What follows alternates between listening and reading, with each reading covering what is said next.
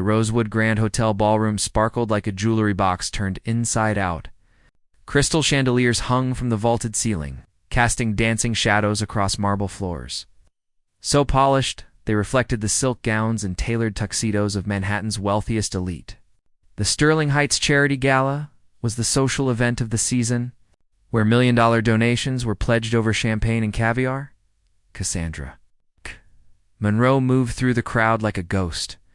Her simple black uniform, a stark contrast to the designer dresses swirling around her. She balanced a silver tray loaded with champagne flutes, her practiced smile hiding the exhaustion behind her hazel eyes. 5 years ago, she had attended events like this as a guest, a rising star at the Metropolitan Dance Conservatory. Now she served drinks to people who would never remember her face. Her feet ached in the cheap heels she wore for these events. Once, those same feet had glided across stages in handcrafted point shoes. Once, critics had called her movements pure poetry. But life had a cruel sense of humor. When her father's construction business collapsed under the weight of predatory contracts and her mother fell ill, Cassandra had traded her dreams for survival. The predator, in a tuxedo Julian Steele, stood near the center of the ballroom, a king surveying his kingdom. At 34, he had built an empire swallowing smaller companies the way a shark consumed minnows. His steel-gray eyes missed nothing, and his smile carried the warmth of winter frost. Tonight, he wore his wealth like armor. From his custom Italian suit to the platinum watch that cost more than most people earned in a year. Beside him, Victoria Lang adjusted her emerald necklace with perfectly manicured fingers.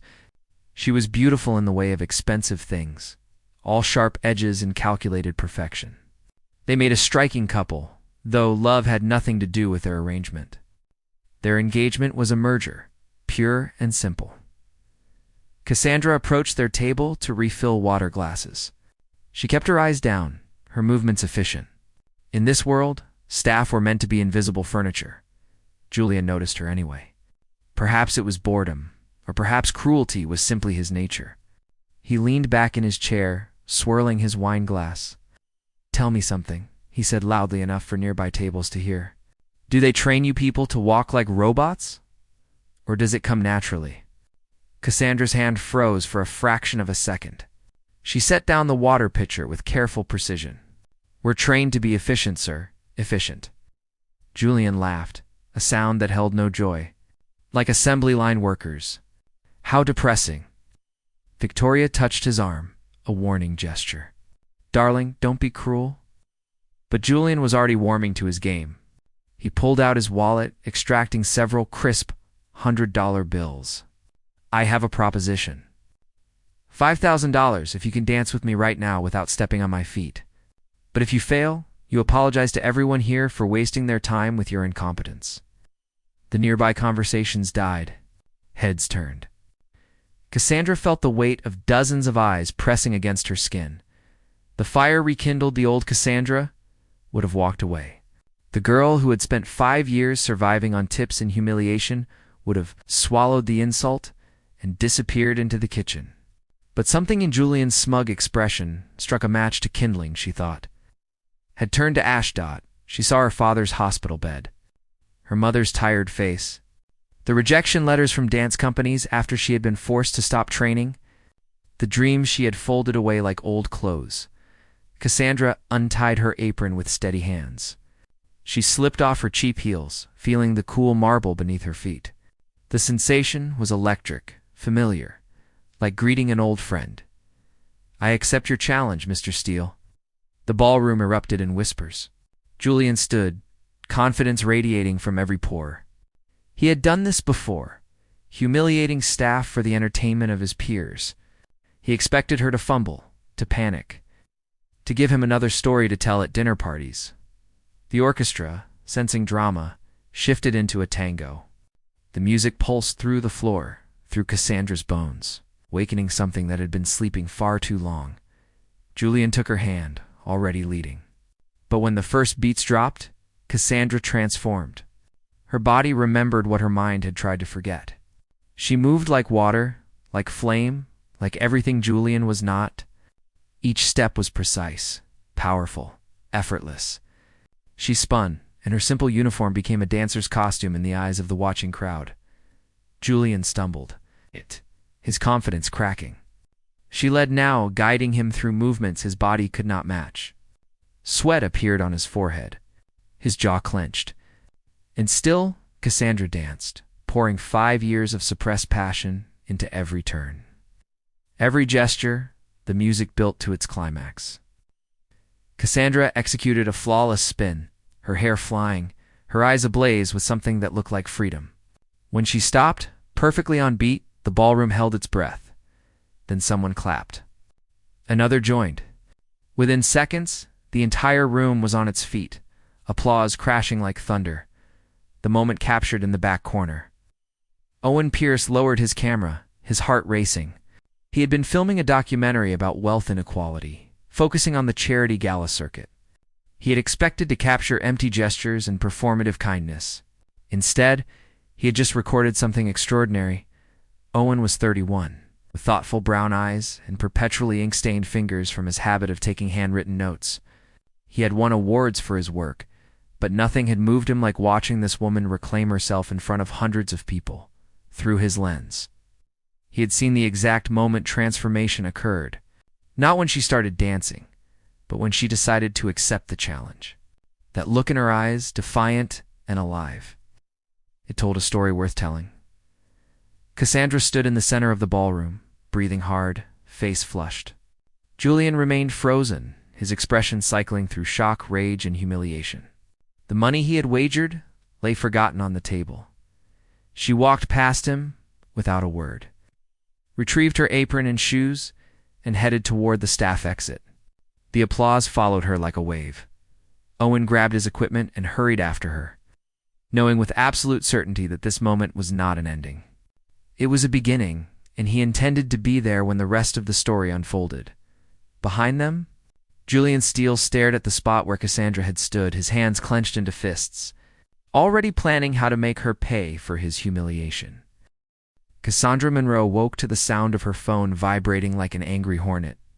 Sunlight filtered through the thin curtains of her studio apartment in Brooklyn, illuminating peeling paint and secondhand furniture. She reached for her phone, squinting at the screen. 47 missed calls. 219 text messages. Her social media notifications had exploded into the thousands. Her hands trembled as she opened Twitter. The first thing she saw was a video with over 8 million views. The caption read, "Waitress destroys arrogant billionaire in dance battle at charity gala." Cassandra watched herself on screen, moving with a grace she had almost forgotten she possessed. The comment section was a battlefield. Some people called her a hero. Others accused her of seeking attention. Many simply wanted to know who she was. Her email pinged. The subject line made her stomach drop. Termination of employment effective immediately. Cassandra set the phone down and stared at the ceiling. She had humiliated one of the most powerful men in New York City. Of course, there would be consequences. Julian Steele was not the type to forget or forgive. A knock at her door made her jump. She pulled on a sweater and peered through the peephole. A man stood in the hallway, camera bag slung over his shoulder. Holding 2 cups of coffee, the documentarians. Prospective Owen Pierce had tracked down her address through the catering company, using a combination of charm and persistence. He knew it was intrusive, possibly crossing a line, but something about last night refused to let him rest. When Cassandra opened the door, she looked different without the uniform. Younger, more vulnerable. Her dark hair fell loose around her shoulders and without makeup. He could see the shadows under her eyes that spoke of too many sleepless nights. "Before you slam the door," Owen said quickly, "I brought coffee. The good kind, not the watery stuff from corner shops. And I promise I'm not here to exploit you." Cassandra crossed her arms. "Then why are you here?" "Because what happened last night was extraordinary, and I think there's a story worth telling. Your story, not Julian Steele's version of it." She studied him for a long moment. There was something genuine in his expression. None of the calculating hunger she had seen in other journalists' eyes over the years. "Oh, I just lost my job," she said finally. "So I suppose I have time to listen.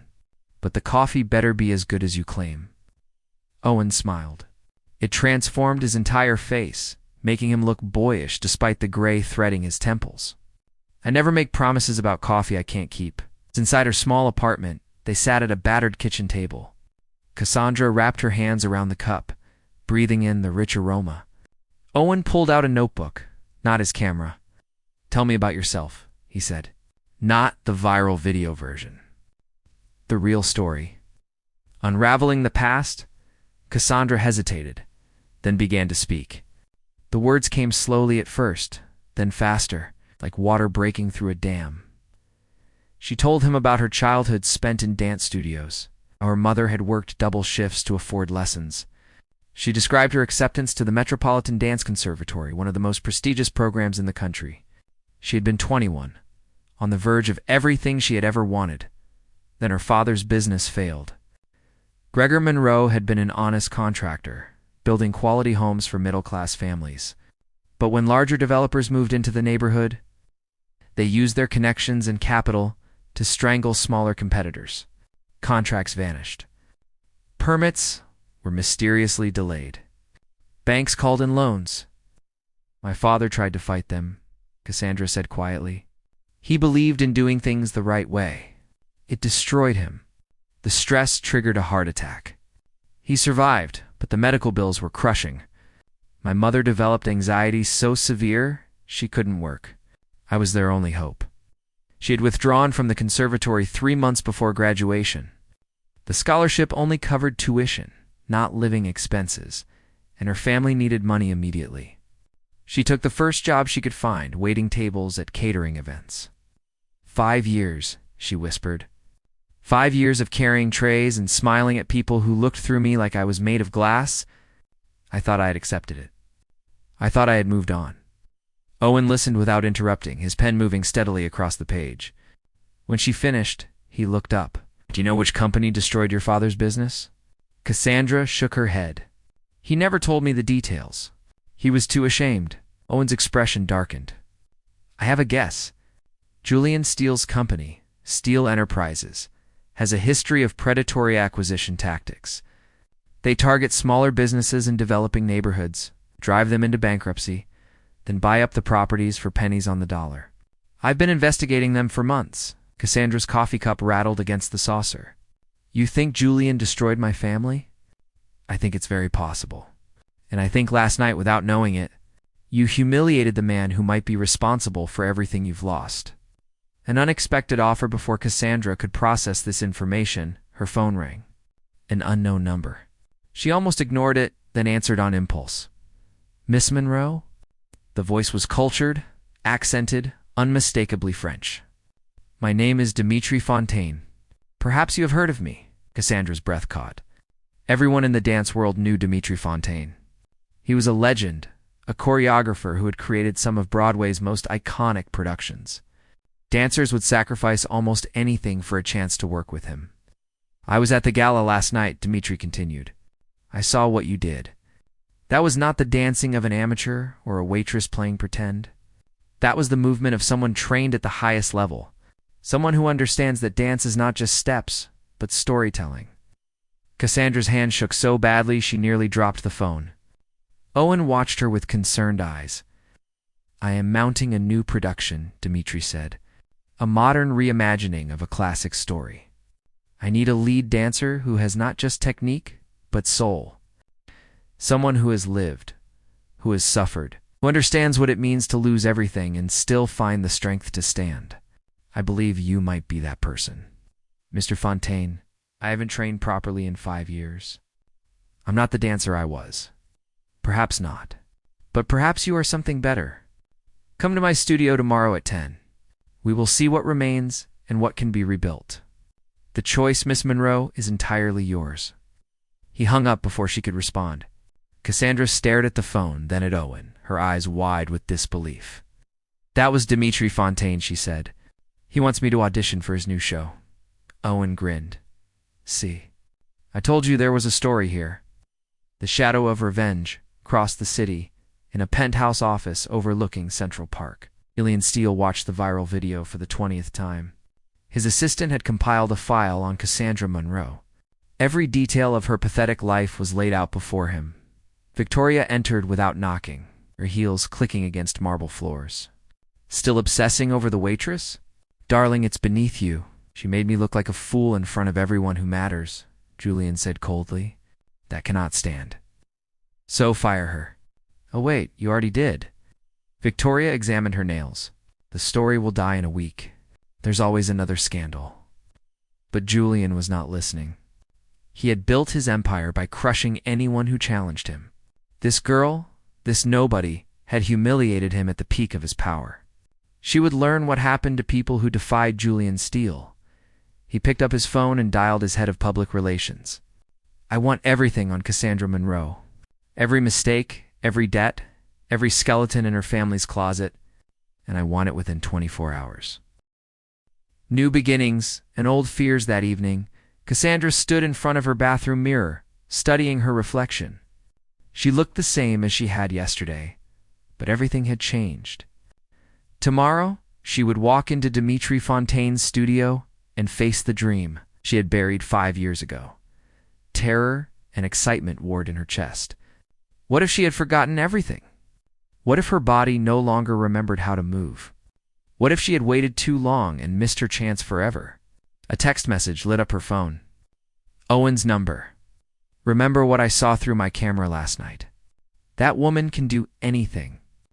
You've got this." Cassandra smiled despite her fear. She barely knew Owen Pierce, but his belief in her felt like a lifeline. She typed back a reply. "Thank you. For the coffee, for listening, for everything." His response came quickly. "That's what documentarians do. We pay attention to stories that matter. And yours matters, Cassandra. More than you know." She set the phone down and pulled out a cardboard box from the back of her closet. Inside, wrapped in tissue paper, were her old dance clothes. Leotards, tights, warm-up sweaters, and at the bottom her last pair of point shoes. Cassandra lifted them carefully, running her fingers over the worn satin. They were scuffed and faded, but they had been her wings once. Maybe they could be again. She fell asleep that night with the shoes beside her pillow, dreaming of stages and spotlights, of music that moved through her bones, of becoming whole again. Across the city, Owen reviewed the footage he had captured, building the framework for a documentary about second chances and the courage it takes to reclaim a stolen dream. And in his penthouse, Julian Steele plotted her destruction, never imagining that in trying to bury Cassandra Monroe, he would instead excavate his own dark secrets. The morning sun had barely risen when Cassandra arrived at Dimitri Fontaine's studio in Chelsea. The building was an old converted warehouse, its brick facade covered in ivy. Inside, floor-to-ceiling windows flooded the practice space with natural light. The wooden floors were scarred from decades of dancers' feet, each mark a testament to dreams pursued. Dimitri stood in the center of the room, a small man with silver hair pulled back in a ponytail. He wore all black, his posture impossibly straight despite his 70 years. His eyes were dark and penetrating, missing nothing. "You came," he said simply. "That is the first test. Many people talk about wanting to dance. Few have the courage to actually begin again." Cassandra set down her bag, her heart hammering. She had worn her old practice clothes, stretched and warmed up at home until her muscles screamed. But standing here in front of a legend, she felt like a fraud. "Me a simple combination," Dimitri instructed. "Tendu de gauge, rong de jam. The basics reveal everything." Cassandra moved to the bar, placed her hand on the smooth wood, and began. Her body remembered, even if it protested. 5 years of carrying trays had built strength in the wrong places.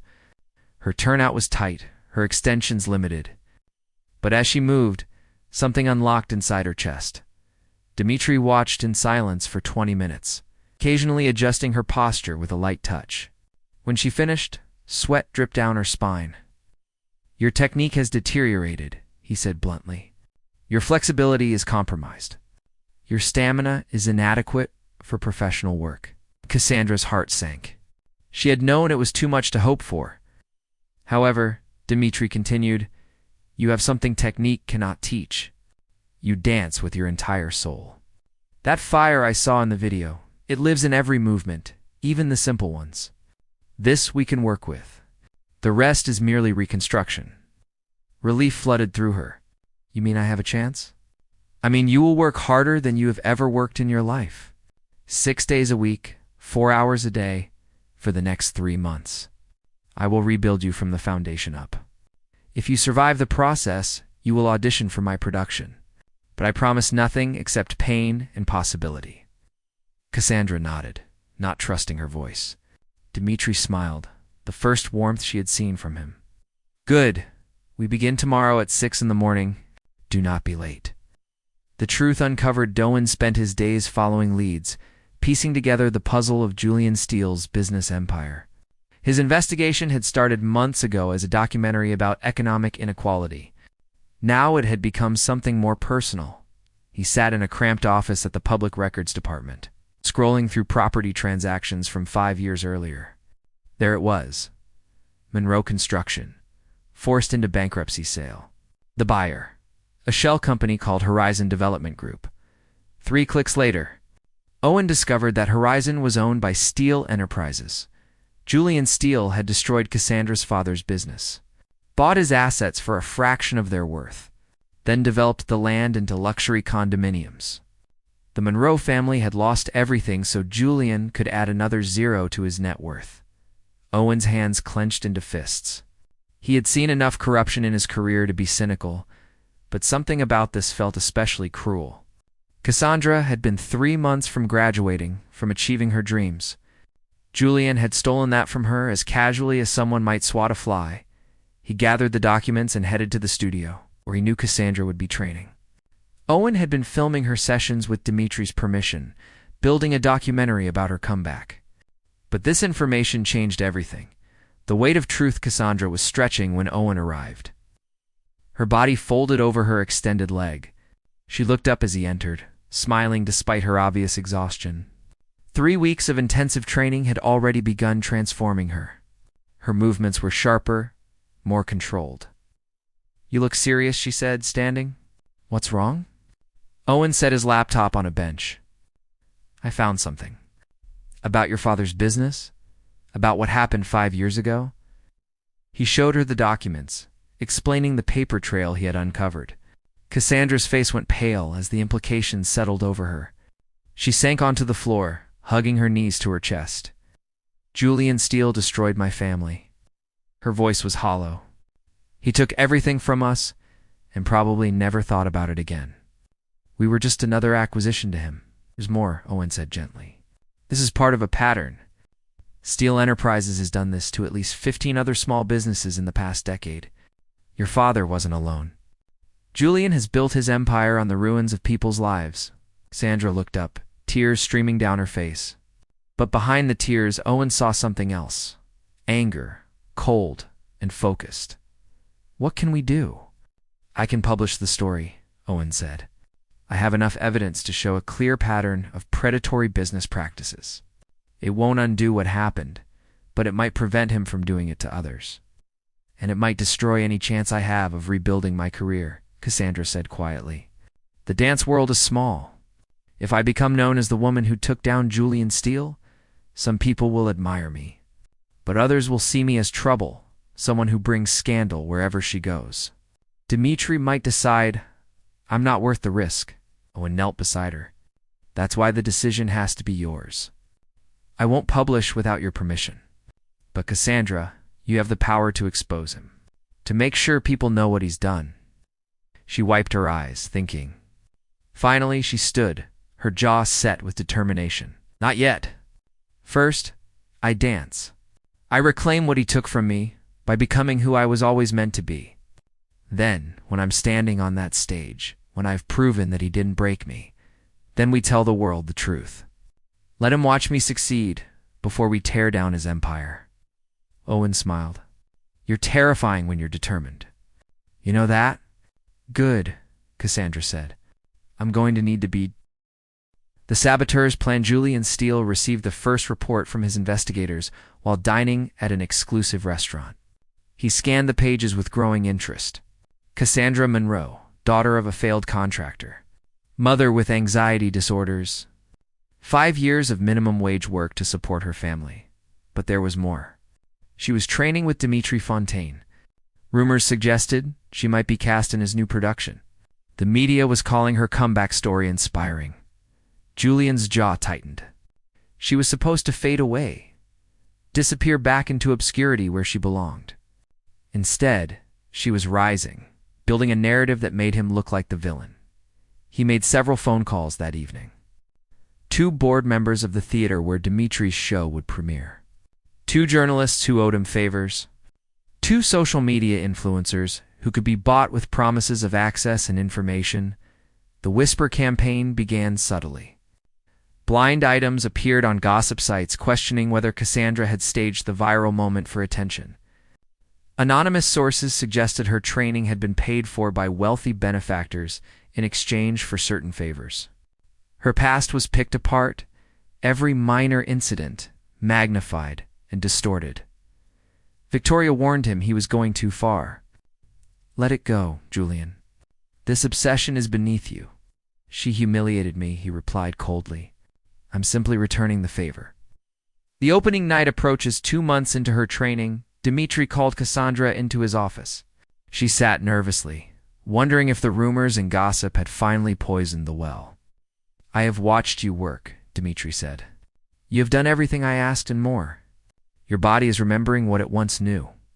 More importantly, your spirit is unbroken despite the attacks against you." "You've seen the stories," Cassandra said. "I have seen gossip and lies spread by small people with smaller souls. I care nothing for such things. What I care about is this. Are you ready to audition for the lead role in my production?" Cassandra's breath caught. "You think I'm ready?" "I think you will never feel completely ready. But that is the nature of art. We must leap before we are certain we can fly. Tomorrow night, you will dance for the entire creative team. If you succeed, the role is yours. Opening night is in 6 weeks." That evening, Cassandra called Owen. "It's happening. The audition is tomorrow. You're going to be magnificent," he said. She could hear the smile in his voice. "Will you be there?" "I wouldn't miss it for anything." There was a pause charged with unspoken words. Finally, Owen spoke again, his voice softer. "These past 2 months, getting to know you, watching you fight for your dream, it's been the most meaningful work I've ever done. But somewhere along the way, it stopped being just about the documentary. I care about you. Not as a subject, but as someone who has become incredibly important to me." Cassandra's heart raced. She had felt the connection growing between them, but had been afraid to acknowledge it. "I care about you too," she whispered. "You believed in me when I had stopped believing in myself. That means everything, and dance tomorrow like the world is watching. Because it is, and I'll be right there in the front row, rooting for you." The performance that changed everything. The audition took place on a small stage with Dimitri's entire creative team watching from the darkened theater. Cassandra stood in the wings, her body vibrating with nervous energy. She wore a simple black leotard, her hair pulled back severely. Wanting nothing to distract from the dancing itself, the music began, a haunting melody that spoke of loss and hope intertwined. Cassandra stepped into the light and began to move. Everything else fell away. The gossip, the fear, the weight of the past 5 years, none of it mattered. There was only the music and her body responding to it, telling a story of a soul that had been broken and painstakingly pieced back together.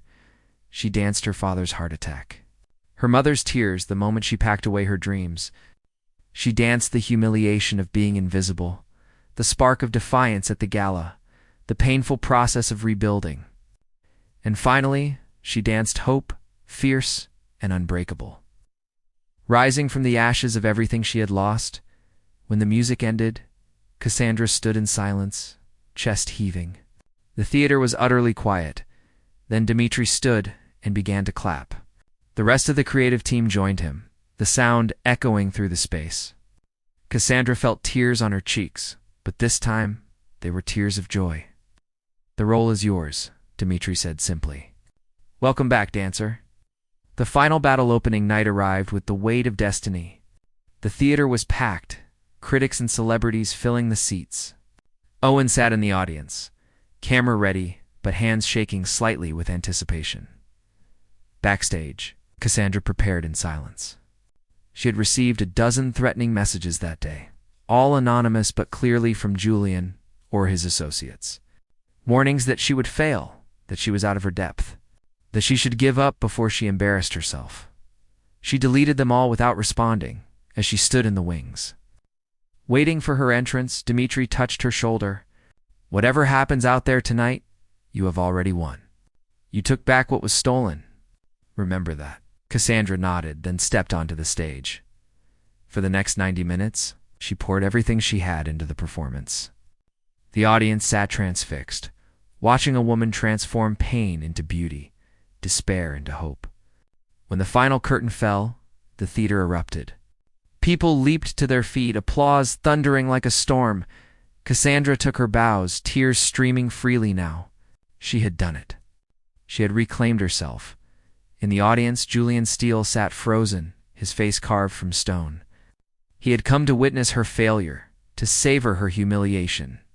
Instead, he was watching her triumph, and he knew with cold certainty that his attempts to destroy her had only made her stronger.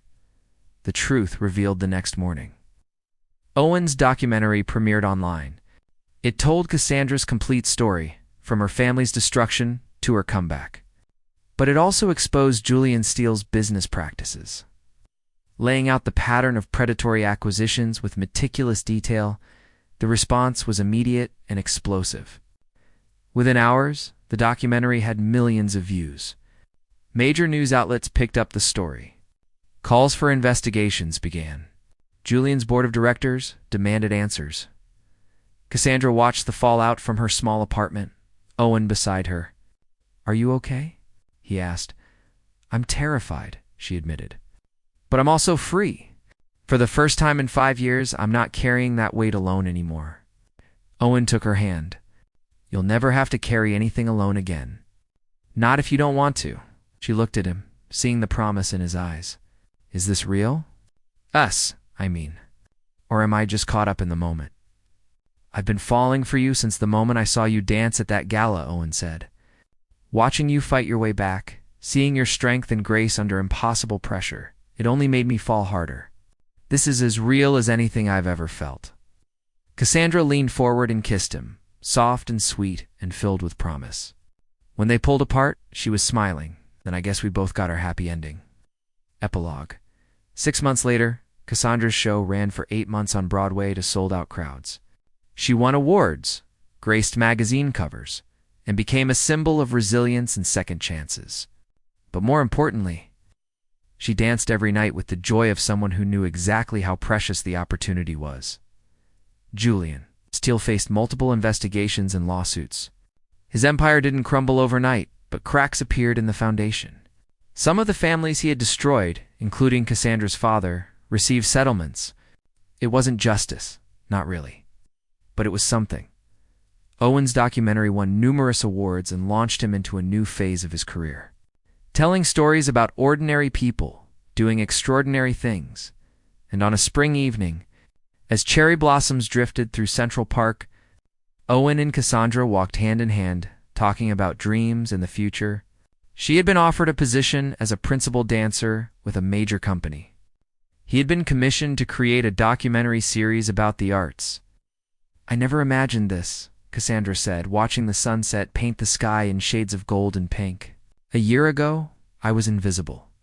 Now, I feel like I'm exactly where I'm supposed to be." Ow. Owen pulled her close. "You were never invisible. You just needed the right person to truly see you." She smiled up at him. "Lucky for me, you had a camera. Lucky for me, you had the courage to dance." They stood together as the day faded into evening.